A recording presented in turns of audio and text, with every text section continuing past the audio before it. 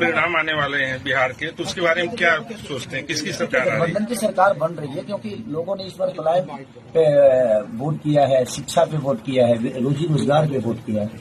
तो आपको दिखा होगा कि 70% वोट होना आम बात नहीं है, बहुत कम होते हैं। और जब भी बढ़ चढ़ के वोट हुआ है तब सरकार बनी। में जीतना मेरे लिए चुनाव जीतना विषय नहीं है भैया। मेरे लिए हमेशा से रहा है कि जिस व्यवस्था के लिए मैं वहां लड़ रहा था, जिस दिन वो व्यवस्था सुधर जाएगी मेरी जीत उस दिन होगी। क्योंकि एक पद के लिए मैं विधायक से ऊपर का पद हमेशा से लेकर रहा हूँ। विधायक मेरे लिए कोई पद नहीं है। वहाँ की बेहतर काम करेंगे। बिल्कुल, मेरा प्रयास जितना है कि जितने में वादा किया हूँ, कुछ जितना हाथ से हो सके मैं प्रयास करूंगा कि जो समस्या के लिए मैं लड़ा हूँ वो समस्या जितना से जल्दी वो खत्म करें। बेईमानी यदि ना हो तो महागठबंधन की सरकार बनना तय है। 2000, 4000, 1500, 3000 तक ये बदमाशी करेंगे।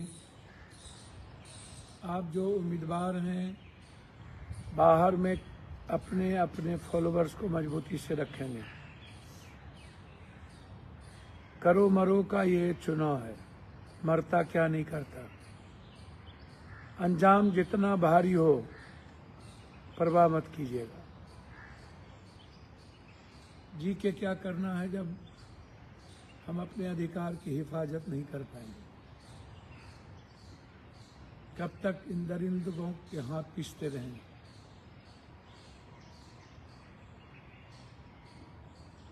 इंडिया गठबंधन की सरकार महागठबंधन नहीं, पूरी आम पब्लिक रोड पे उतर जाएगी। जो कुकृत आपने वर्ष 2020 में किया कि 4-4 घंटा आपने काउंटिंग रोकवा दिया, 4-4 घंटा किसी को बारे में किसी को कुछ पता नहीं था, वो काम अगर इस बार होगा तो या तो मेरा उम्मीदवार बाहर आएगा या वो जो रिटर्निंग अफसर होगा वो बाहर आएगा। मैं आपको चेतावनी देना चाहता हूं। पूरी जनता सड़क पर आएगी और वो दृश्य देखने को मिलेगा जो आपको नेपाल में देखने को मिला है। और पूरी जनता इस चीज से आशंकित है कि ये बेईमान लोग, जिस चुनाव आयोग के बारे में साख पर उसका बट्टा लग चुका है, जितने रिटर्निंग अफसर हैं, किस तरह से उनकी पोस्टिंग की गई है, तो यह पूरी जनता आशंकित है कि कहीं न कहीं आप बेईमानी कीजिएगा तो आपको भी नेपाल का दृश्य यहां पर देखने को मिलेगा। पूरी तरह बीजेपी दो चीजें कभी नहीं बताएगी और आप पूछ लेना जाओ। सुना है बहुत वीआईपी आए हैं शहर में आज। एक जो राशन जिनको मिल रहा है उनकी पर कैपिटा इनकम क्या है? जो हमारे गरीब जिनको राशन दिया जा रहा है उनका पर कैपिटा इनकम क्या है? ये पर कैपिटा इनकम सबकी बताते हैं, देश की पर कैपिटा इनकम बताते हैं। लेकिन एक सूझबूझ के साथ अगर एक पॉलिटिकल पार्टी ये कहे कि वो लोग जो राशन जिनको मिल रहा है उनकी पर कैपिटा इनकम क्या है, और दूसरा बीजेपी के लोग कोई भी भाषण भारत माता की जय, भारत माता की जय के बिना नहीं शुरू करते। और अभी मेरे साथी कह रहे थे कि वंदे मातरम को लेकर के कुछ चीजें उन्होंने कही हैं। भारतीय जनता पार्टी वाले मैं अपनी जिंदगी गुजर गई मेरी, जब मैं स्कूल में था प्रेयर से लेकर के एंड तक हर दिन या फिर जनगण गाते थे या वंदे मातरम गाते थे, और सारे जहां से अच्छा भी गाते थे। किसी भी मिलिट्री स्कूल को आप देख लीजिए, किसी भी सैनिक स्कूल को देख लीजिए।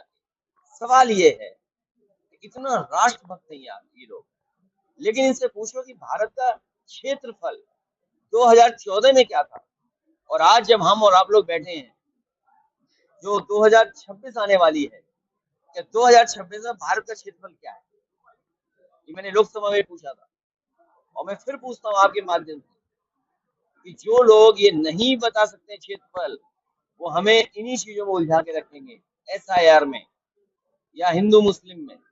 और ये सरकार से प्रायोजित है, बहुत सी चीजें गवर्नमेंट से प्रायोजित है। अगर गवर्नमेंट ही स्पॉन्सर करे कुछ चीजों को तो आप कैसे बचोगे? आप तो गवर्नमेंट की जिम्मेदारी और आपकी भी जिम्मेदारी है कि हमें उम्मीद है कि सच पहुंचाएं।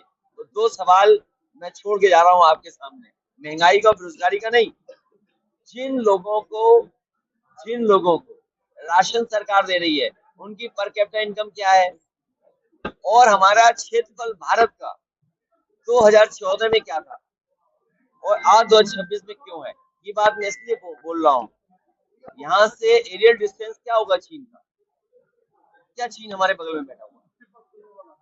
इस चीन को बीजेपी की सरकार ने जमीन भी दे दी और हमारा बाजार भी दे दिया। मेक इन इंडिया क्या होगा बताओ? ये सब लगा हुआ सामान सब चीन का है।